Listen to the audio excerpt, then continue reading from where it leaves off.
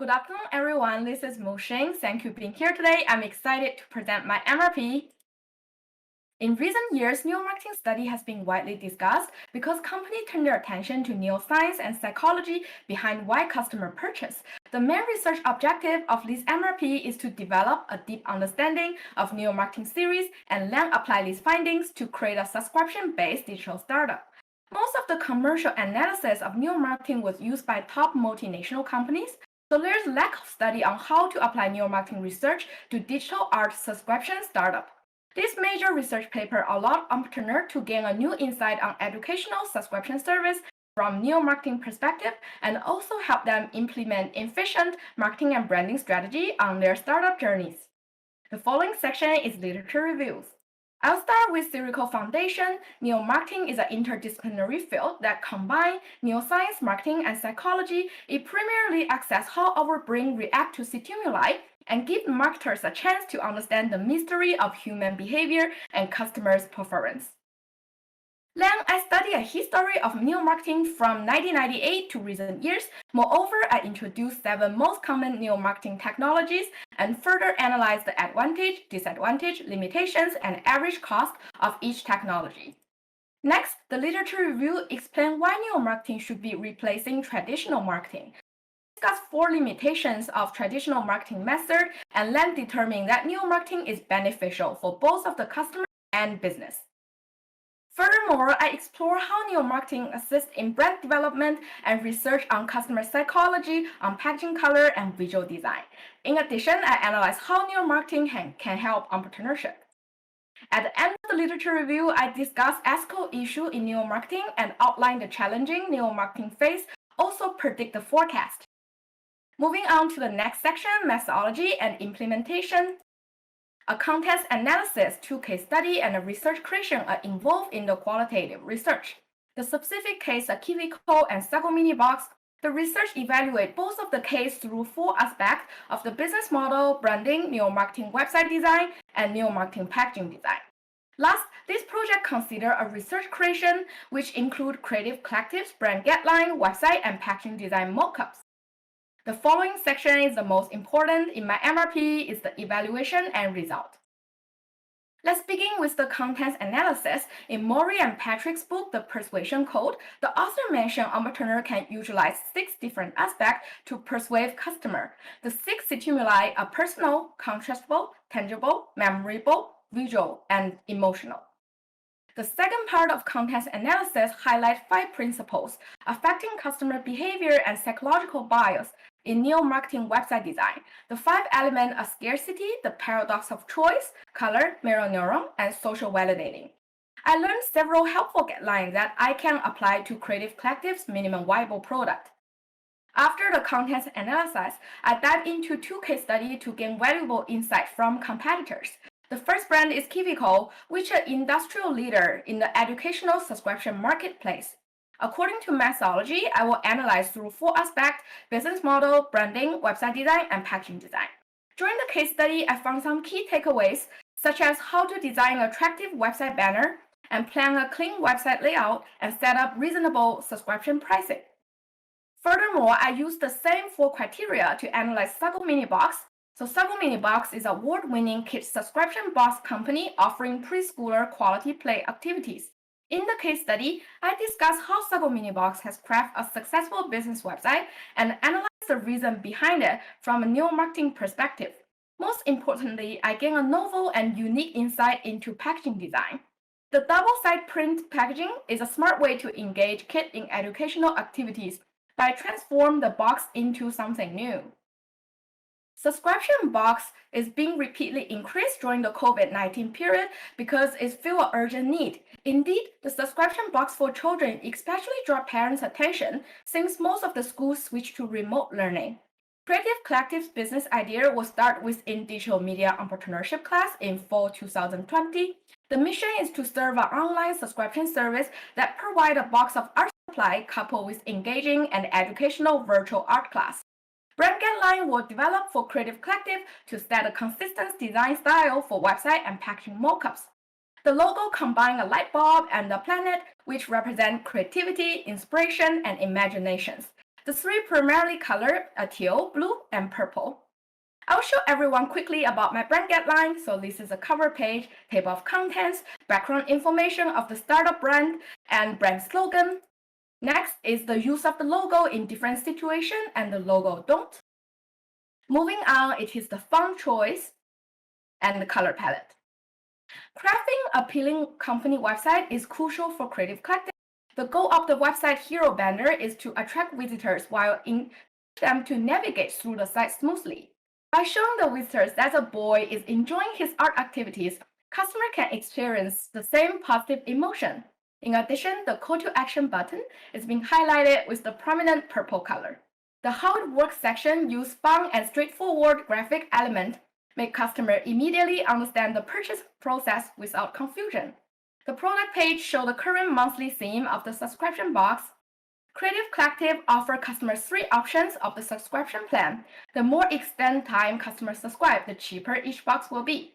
Furthermore, the annual plan is highlighted because it shifts customer attention to the lower price and gives the customer the impression the yearly option is a great deal. The About Us page is a perfect section to share a company's unique value position, personality, and story. The website also enables a live chat support in order to engage potential customers. Last, the question section is placed at the end of the website, and all the company's contact information is located at the footer. The project aimed to develop a unique packaging design that could reinforce Creative Collective's brand image to customers. The packaging used vibrant color and abstract logo graphic to strengthen children's memory of the brand. According to research on neo-marketing packaging, many children actually prefer to play with the box more than the fancy product inside. Inspired by Sago Mini Box, the internal soft surface of the packaging is covered by doodle art coloring pattern that tied to the monthly art theme. Children can turn the box inside out and enjoy color the doodle art. Giving packaging a second use is a brilliant method to extend their life. Even after completing the activity, kids can still keep the box as their favorite storage for holding their art project or toy. In conclusion, the purpose of the study was to determine what neo-marketing is and how neo-marketing helps entrepreneurs approach better marketing and branding strategy on subscription-based startup. Overall, neo-marketing assists Creative Collective in developing a successful brand guideline and the website and packaging design that appeal to customers on a psychological and subconscious level. The research project just scratched the surface of the startup journey. There's still a lot more work required to launch Creative Collective. Although there's still many challenges in early days for Creative Collective, the neo-marketing knowledge and finding will provide tremendous help to get the startup off the ground. This project will never be complete without my original team member in digital media entrepreneurship class. My heartiest thanks to Chelsea, Olivia, and Stoyan. In addition, I could like to take this opportunity to express my gratitude to my supervisor Chris and my second reader Sean. All above is my MRP. Thank you so much for listening.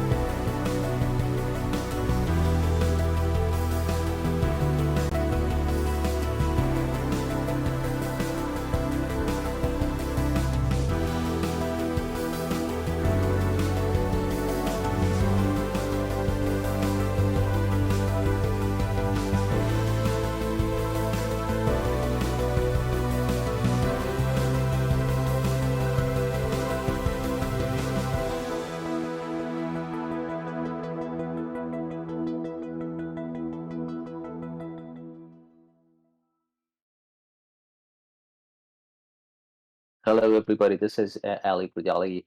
Before I start talking about my MRP, I want to thank Dr. Khan and Professor Matthew Wells to help me with my MRP throughout my project. My MRP is about the modern web autonomous framework through extensibility product. On the right side of the screen, you can see a very simple screenshot of what I created.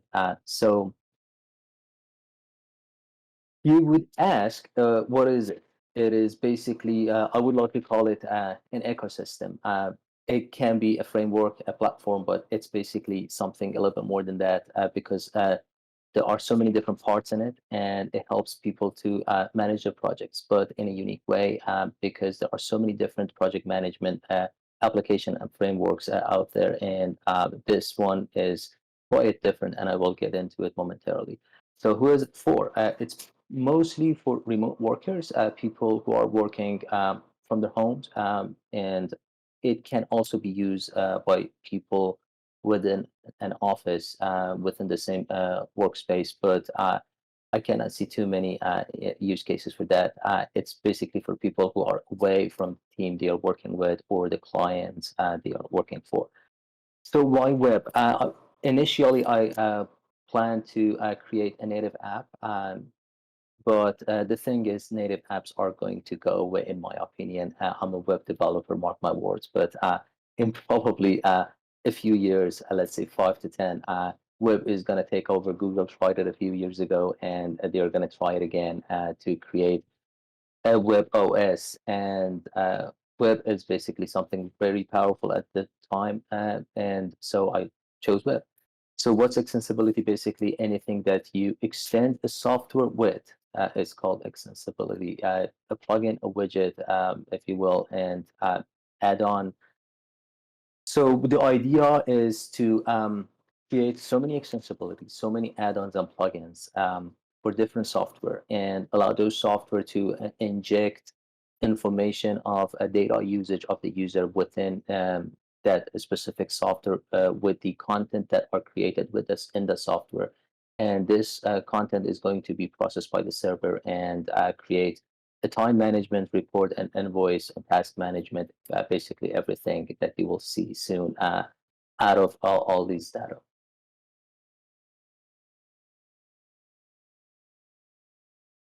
I think my slides are not showing. So can you see?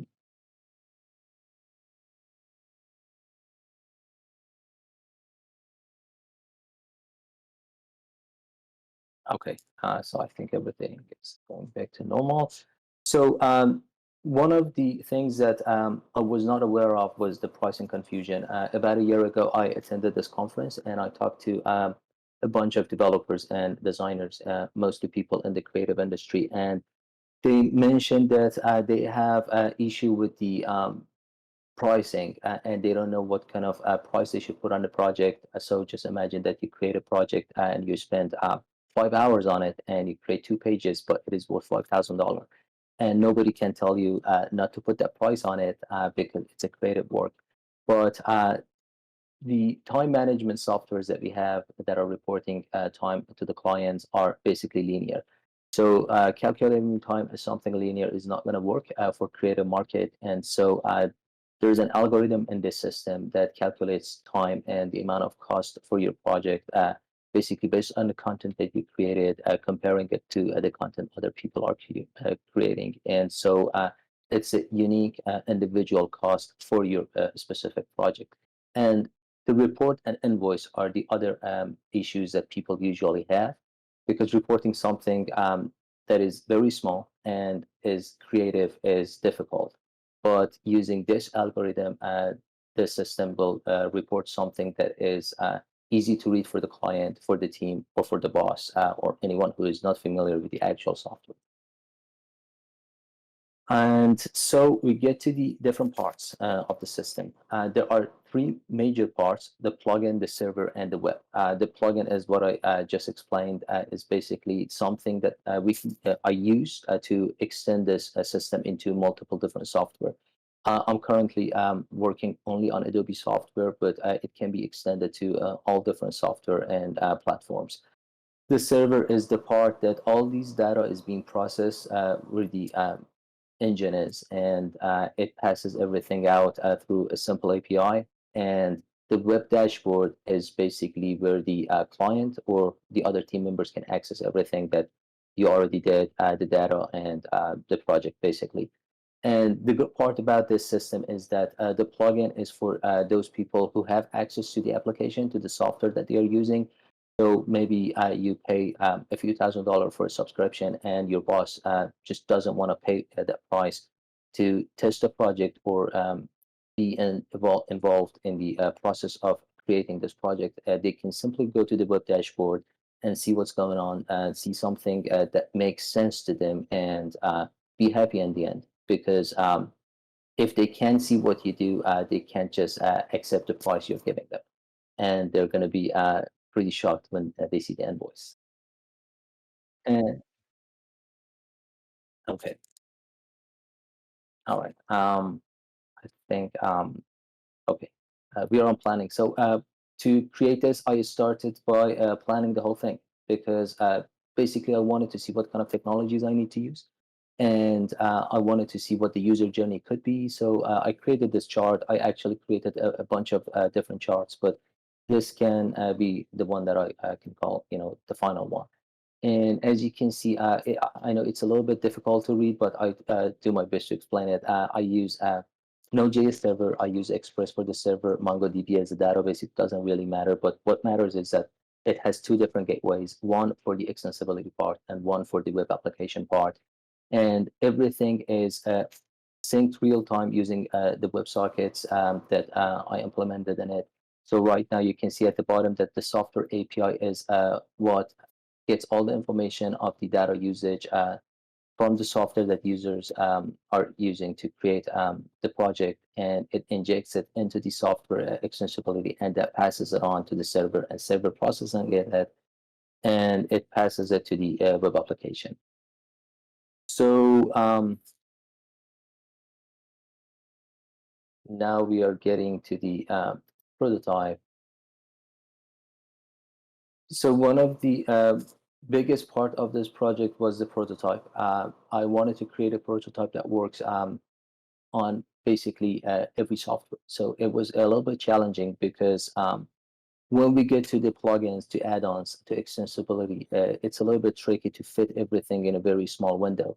And I had to go all the way down to 150 pixels. So I spent a few months just to create a prototype. It was over 150 pages, and it had all the links throughout all the different parts of the app. And what you can see here, I will show you in the actual thing right now. So I hope you can see the video. I'm just going to play. Okay. So this is the actual plugin. Okay, video is not showing. How about now? Okay. So, all right. So this is the plugin that we have in Adobe XD. You can log in to a secure server. It actually works as SSO as well. When you log in, you can easily create your project, and you can add your current file, start immediately. This is just a tip of the iceberg. I'm showing the general stuff. The project type that you add is going to be used with the algorithm that I wrote to calculate costs and everything uniquely for the project that you're working. As more data as people give to this server, as better it calculates everything. It's just like a baby learning stuff. So as soon as you create the project, it starts recording, and you can add new files. You can actually add external files. You can add a new client. You can add multiple clients too. These clients will receive the invoices, will have access to the project itself through the web dashboard, and you can actually give them a customized permission. And so you don't have to share everything that you're doing within your project with your clients or the other team members. You can play and pause the project, and the recording can change the way you record your project. You can have ideally time. You can change everything basically in the settings. And as soon as you start doing something, it starts recording. And so you can just sort the projects or search for the project that you want. You basically all have all the options or to be organized, and everything is going to be under one single project when you're working on multiple files if you want to. which is the best way to do it. So you can create tasks within the app, within the software, and when you create the app, other people in the web dashboard will be able to see it real time. So it's basically alive. And when you want to share it, as you can see, you have a bunch of options here. There are actually more options in the actual app that is going to be updated soon. This is just a prototype that I took the screen capture from back then. So when you add the email, it gives you a unique link that the link is not going to be changed. And as you can see, the address is epack.io, which is live right now. So you can paste it in the browser and it asks for your permission. And this is pretty safe. It's actually as safe as Google. I designed the whole security system myself and made sure that all the data is being encrypted both ways. So you get the email, you have a temporary generated access code that is going to be expired in a few minutes, and you paste your code, you verify it, and you access the web dashboard. The icons are actually looking a little bit funky here. They look much better in the web dashboard. So the actual one. So when you create a task in the web dashboard, the users within the software get notification. And let's say that your boss want to give you tasks. They can see analytics. They can give you tasks. You get a notification. You can share again what you want with them. If you don't feel comfortable sharing all the data that you have, you don't have to. And we don't see lots of analytics here because we didn't do much yet in the software. So, and that was pretty much what I did. And the next is Visual Git. I'm not really sure if you see my screen. There's a technical issue. Okay, well, we can see it now. The visual Git is basically like what we have for GitHub, but it's visual.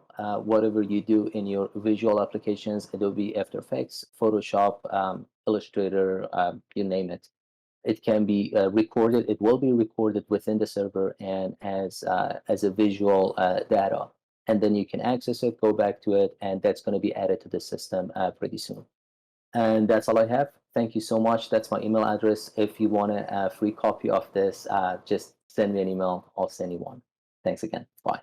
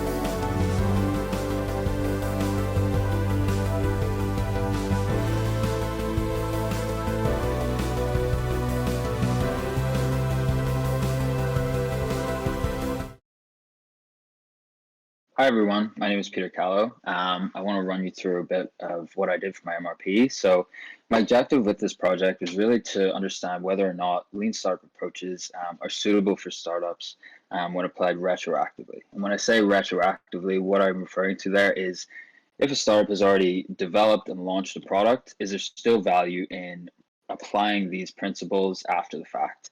My thesis was that there still will be value, although there will be, costs in terms of time and recruitment and all those sorts of things. But yeah, I want to firstly thank you all for attending today and run you through a bit of what I did. So when I talk about lean startup approaches, what I'm really referring to is sort of the thought leaders in the space. So Eric Ries, Bill Annett, Steve Blank, all those sorts of people who have put forward these different methodologies and principles to help entrepreneurs around the world. And to the right, excuse me, is a very high level view of sort of the procedure that I went through.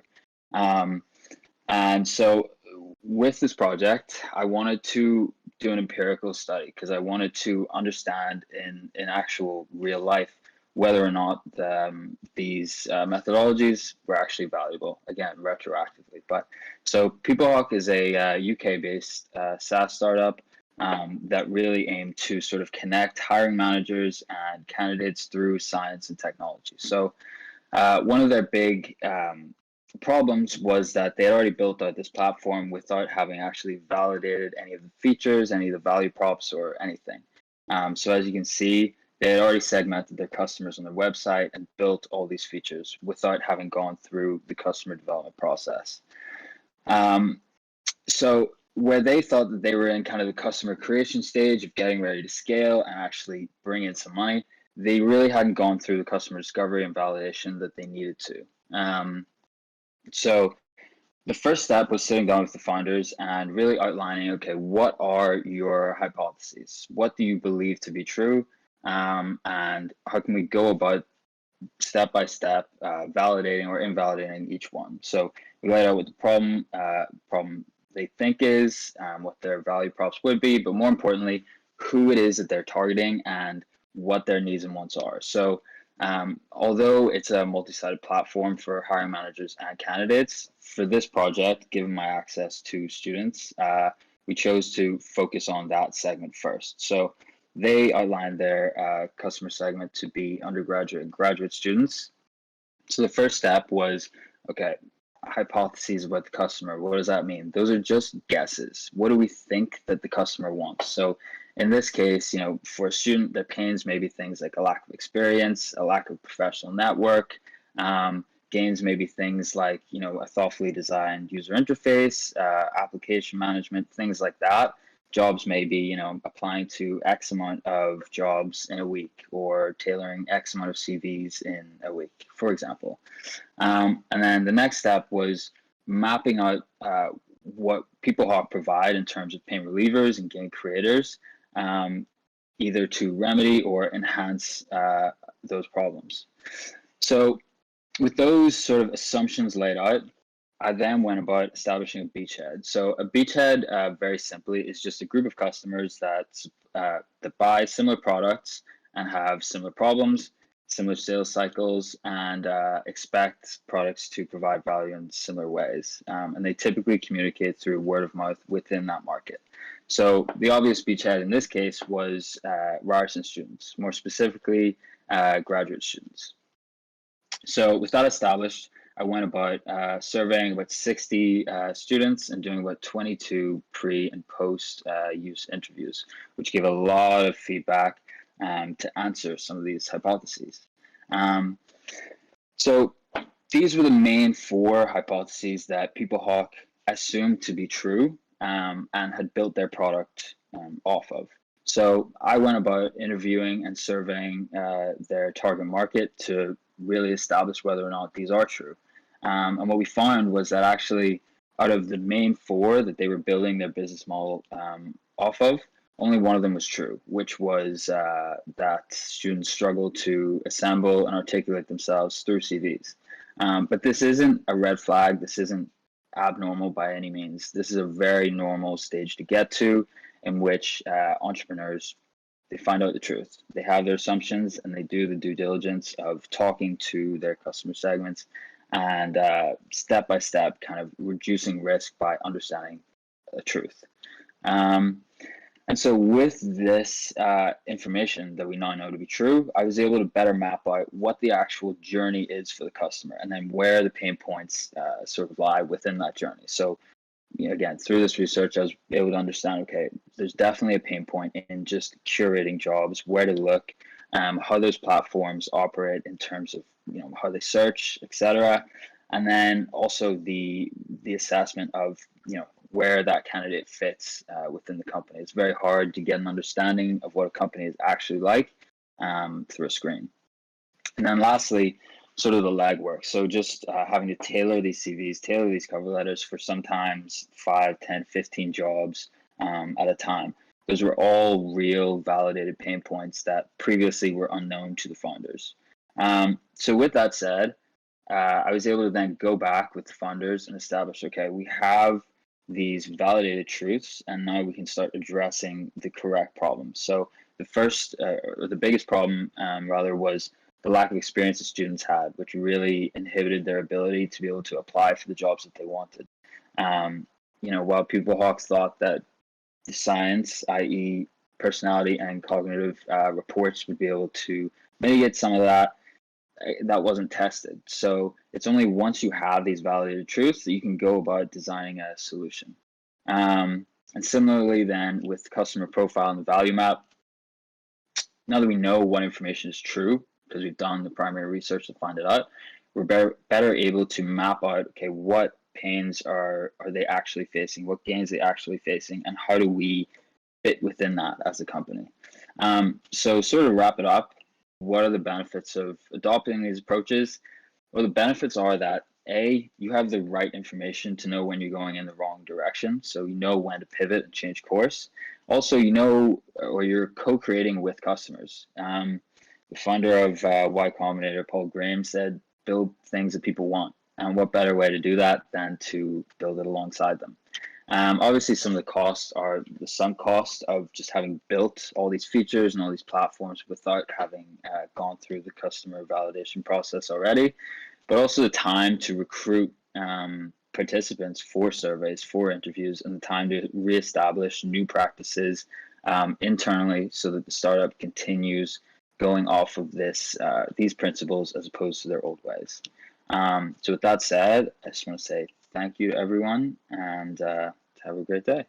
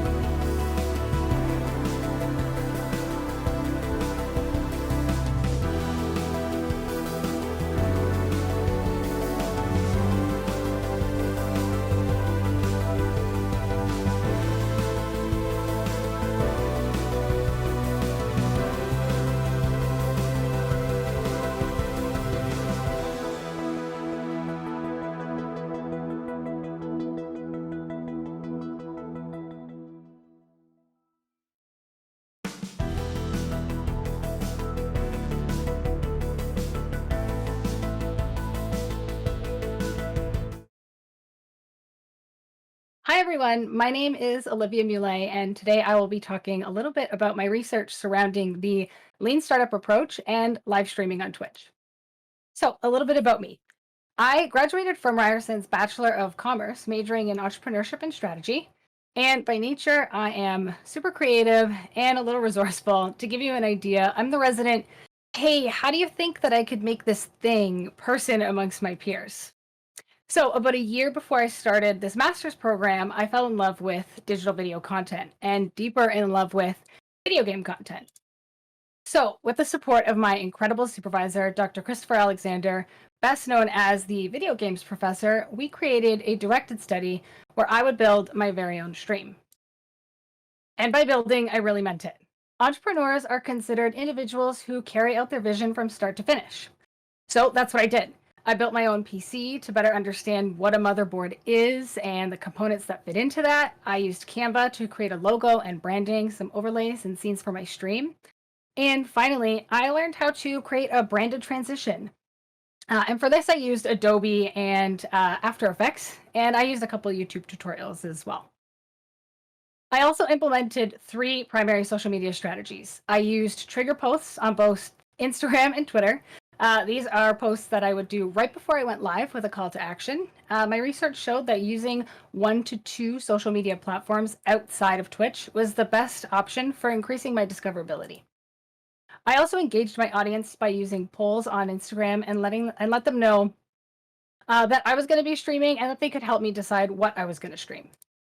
Finally, I clipped out moments through the streams that were really funny or just fun, and I posted them as reels on my Instagram. The most exciting results that came about after a month after I started streaming was I was invited to the Twitch affiliate program and began to monetize my content. I started to earn revenue from subscriptions, advertisements, and virtual cheers. I also wanted to take a moment to show my overall growth and improvement over this year. This image comes from one of my very first streams, and you can see that the lighting is a little harsh on my face.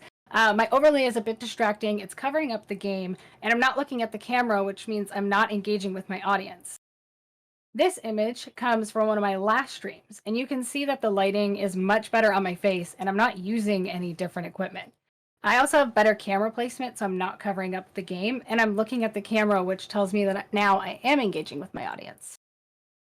So, through all of this, I started noticing a few things. Streamers and influencer communities are highly participatory. Creators were open to feedback, and they were pretty willing to share and show how they've improved. I noticed some parallels with the lean startup and design thinking principles as I was building my stream. A lot of what I was doing was creating a hypothesis based on what I'd learned, tested it out, and validated it during the stream. So this is where the business model canvas comes in. If you're not familiar, this 9-parameter canvas helps entrepreneurs understand how they create and deliver value to their customers. We can see things like key partners, activities, value propositions, customer relationships, and more. I also spent well over 25 hours watching guidelines, tutorials, and other streamers, and I found 7 themes across the board that contribute to successful live streaming. The most frequent themes that I noted were discoverability, networking, engagement, and leadership. Discoverability relates back to social media and building a presence on more than one platform. Networking and engagement refer to connecting with other streamers, other communities, and your own audience as authentically as possible. Lastly, leadership. The streamer should take on the lead role of their community and establish values and share them with the community. So what did I do with all of this? I took the themes, created tests for them, validated them, and I ended up with the streaming model canvas. This canvas helps streamers identify how they will deliver value to their audience. So we start with key requirements. My research shows that we don't need to spend thousands of dollars on brand new quality equipment to be successful, but we are going to need things like an internet connection, a Twitch account, and a piece of hardware to stream with, whether that's a PC, a laptop, or a console. Key resources and value adds are things outside of the minimum requirements that'll enhance the live stream. This includes things like the game, the streaming software, branding, widgets, chatbots, captions, and so many more. This category is something that will develop over time because the streamer should implement value adds that are a right fit for their brand and their community. Viewer segments, of course, refer to the target audience. Who is our content for, and what are their needs and wants? How can we build a community that's right for them? Niche refers to the content and genre, but also how the streamer is entertaining and engaging. So what are we going to be known for? Your niche generally lies between something you're passionate about, something there's an audience for, and something that you're good at. Community engagement and relationships is one of the most important aspects because it is directly responsible for growing and maintaining an audience. So this includes how the streamer is acknowledging the audience and the streamer is networking by being part of other communities. Along with community engagement and relationships, social channels are also an element directly responsible for growth. Twitch is a platform with a relatively low discoverability affordance, so we need to build authority on other platforms to drive people to our channel. Finally, we have the revenue stream. Now, this section may only seem relevant to streamers who have already begun monetizing their content. However, this is relevant to all streamers, new, small, and growing. If the goal is to monetize, this section can be used to create strategies to meet the milestones set out by Twitch for affiliate and partnership programs. If the goal is to increase revenue, strategies can be reworked as growth continues, but this should always be considered. Outside of my academic results, I gained something by far more significant, which is a ton of personal growth. I learned so much about myself and what I'm capable, and none of which would be possible without my support system, which you see behind me. I wanted to give a special thank you to Dr. Christopher and Kristen Bedker for your support this year. Now, I will conclude by sharing a short video montage of some of my favorite moments on stream this year. I hope to see some of you in my own chat at levandra.tv. Thank you. Hello, everyone. Good morning. Okay. Oh my gosh, Tally, hi. Oh my god, did we just get rated? Spirit, which I appreciate. Oh my god. I love It's this. so beautiful.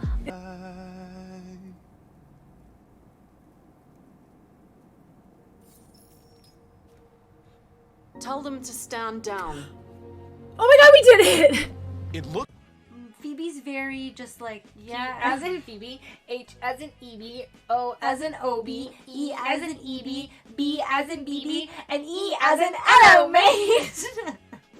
I can't. It's too much support for me in one day, and I'm blushing and I'm sweating like so much.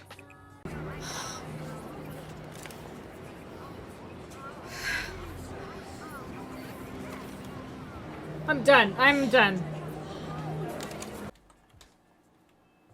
And this little sack of potatoes. Okay, I won't overdo it, I swear. I promise. I made a vow to all of you that I wouldn't overdo it with clutter, and I will stick to it-ish. What is this? I want to get out of here. I want to get out of here. I don't like that there's a long hallway over here. I'm not wearing a mama suit as for like my going out. Do that one up there. Just for fun, just to show your viewers. Which one? That one. Oh. They don't even know who you are. Oh my god. I am so, like, I don't even have enough words to express how grateful I am for everyone today. And thank you guys for hanging out with me. And I will see you guys next week. Bye.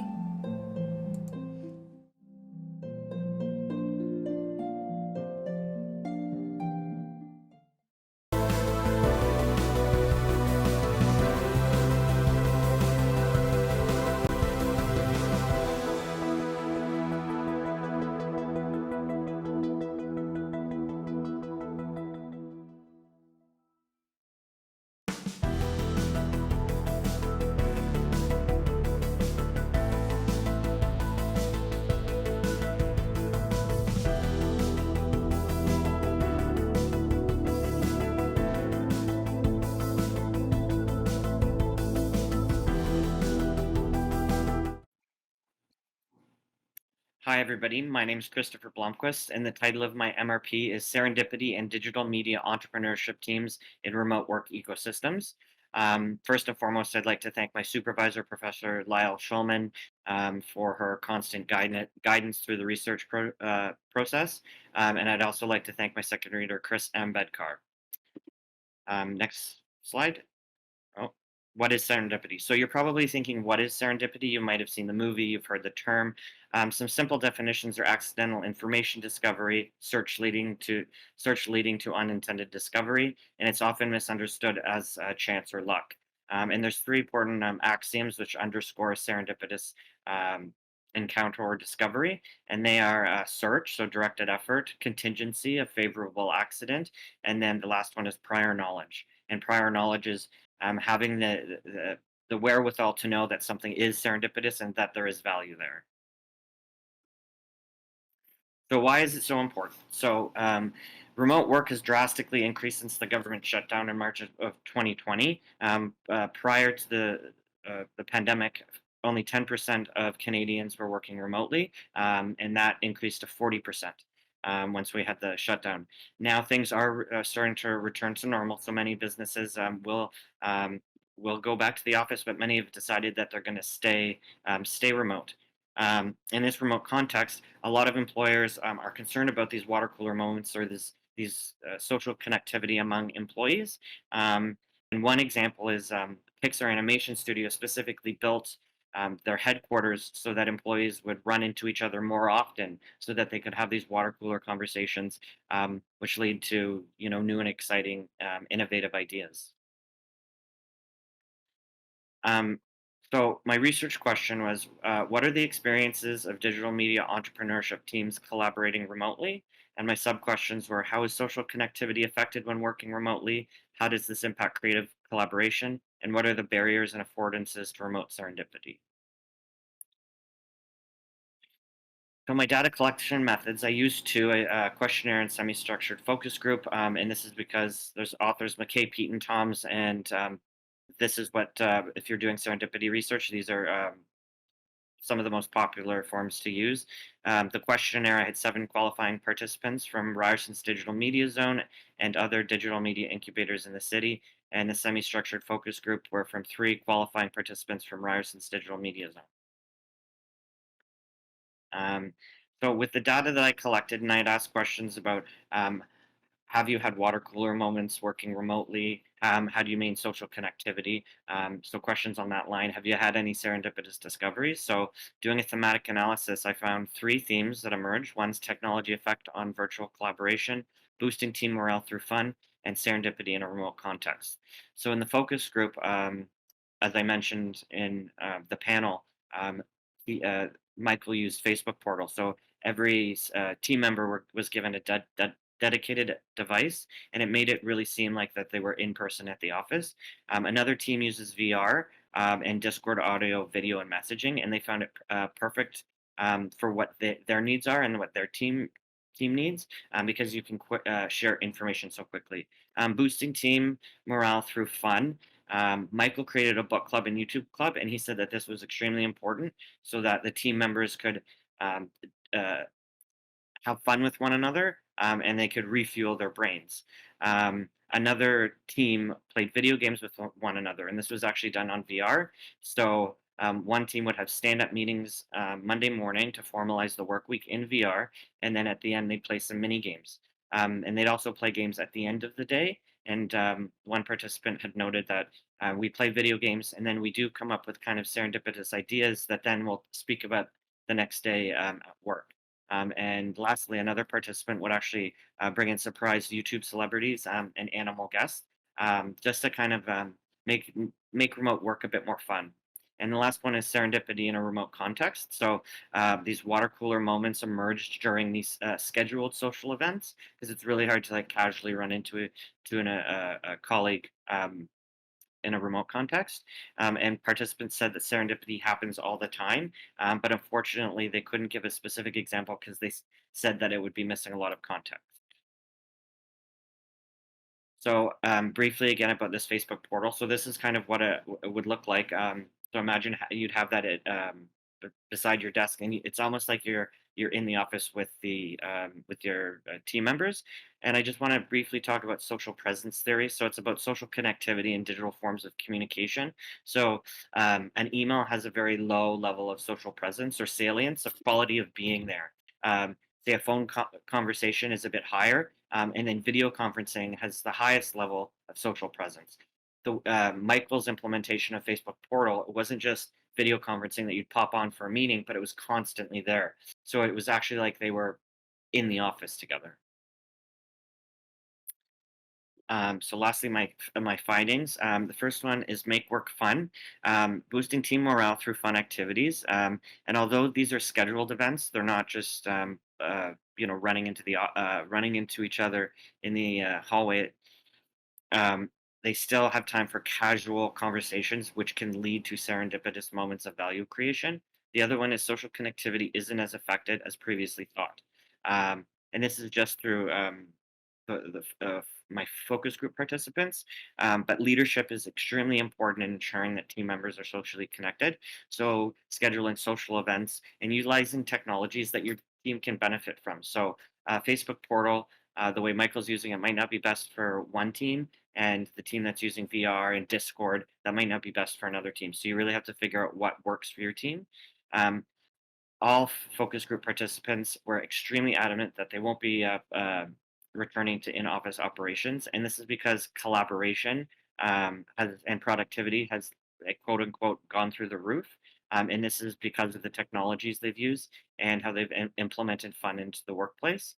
And I didn't know any barriers to serendipity, but I did find the biggest affordance was encouraging these water cooler moments, either through technology or through scheduled fun activities. And thank you very much.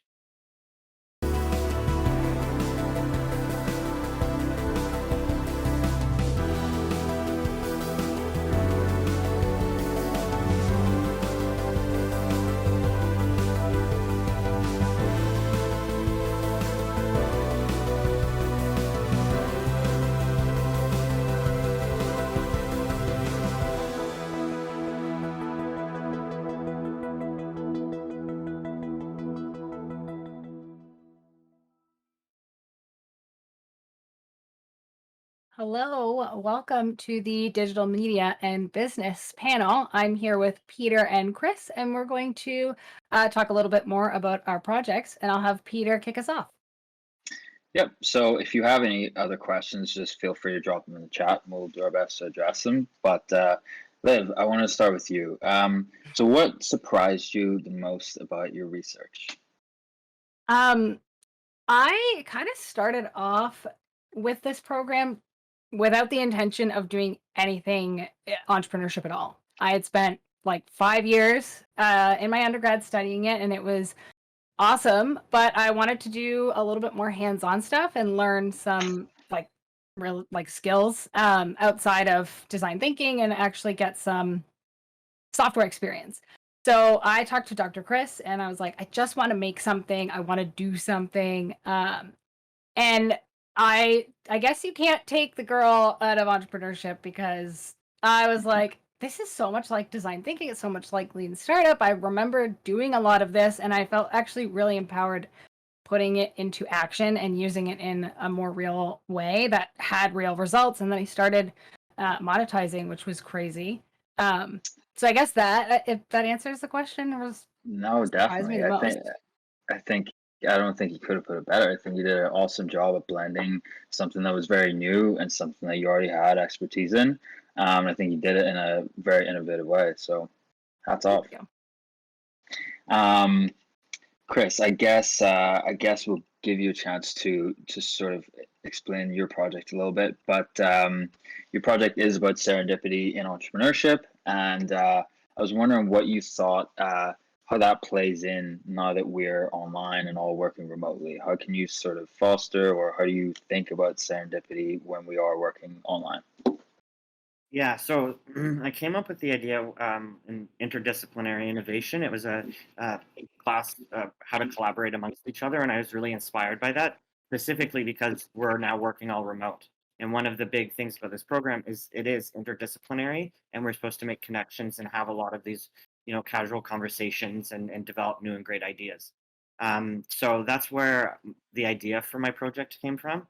And I was researching how to nurture serendipity. And one of the biggest findings I found is boosting team morale through fun.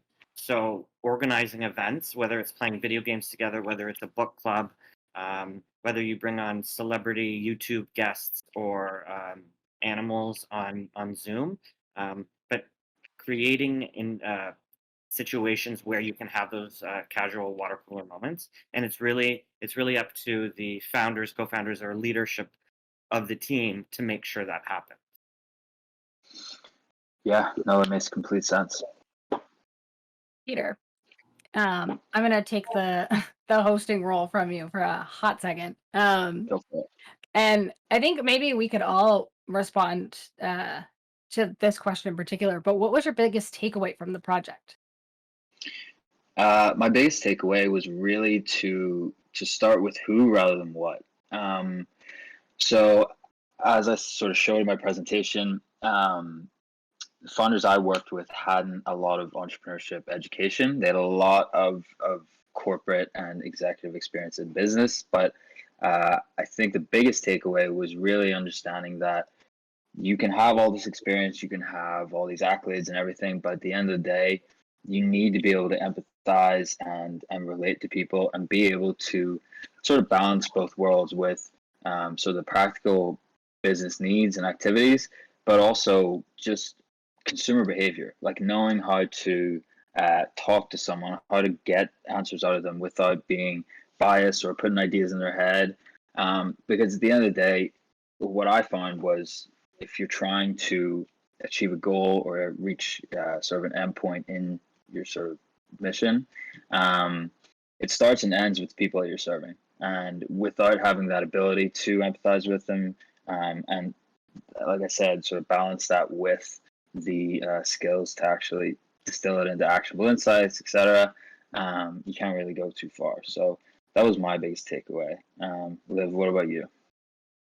Before I respond to that, I did want to just piggyback off of something that you said about like really knowing the people that you're serving, because that kind of really came forward for me when I was doing my research. I kept like a lot of people I think go into streaming on Twitch as, oh, you're just going to play video games. Like you're going to hang out, you're going to play your game, and that's enough. When you look at it a little bit deeper, it's so much about engagement and acknowledging the people who are with you, even if it's just one person, and making sure that they feel heard and wanted and acknowledged and like grateful for, and also kind of understanding as you figure out what your niche is and what kind of entertainment you want to put on, what is that community? And I sort of looked at it like customers, like, and figured, okay, if I'm going to have this community and I'm going to build it, what is it that they want to see from me? What kind of a stream do they want? Because you've got,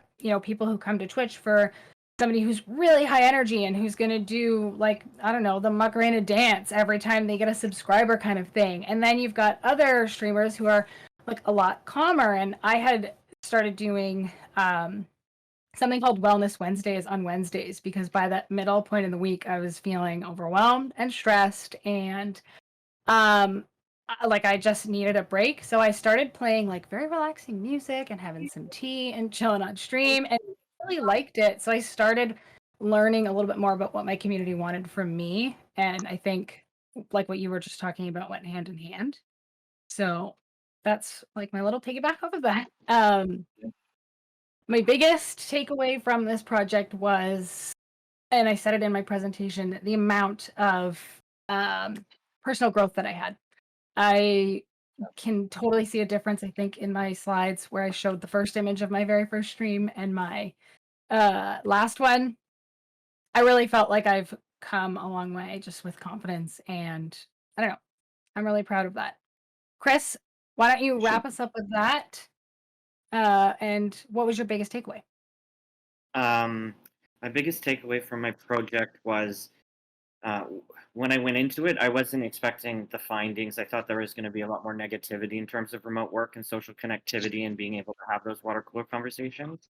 But my biggest takeaway was actually one participant, Michael. He purchased a Facebook portal for each of his employees. So it's a dedicated piece of hardware, and they have it on all the time. So you see, your 8 team members constantly, and it's on mute. And if you want to have like a quick chat, you just unmute. And that really created a sense of like that they were in the office. So that was like one of my biggest takeaways. I was really impressed how he strategized. And all 3 of my research participants in my focus group said that they're not going back to in-office operations, and it's not about saving money. It's because they collaborate better and they're so much more productive, and their sales have increased. So Can't argue with that. No, definitely not. Well, I think we're going to wrap here and move on and let's see if we can get Chris to get to present your work. okay, I'm not sure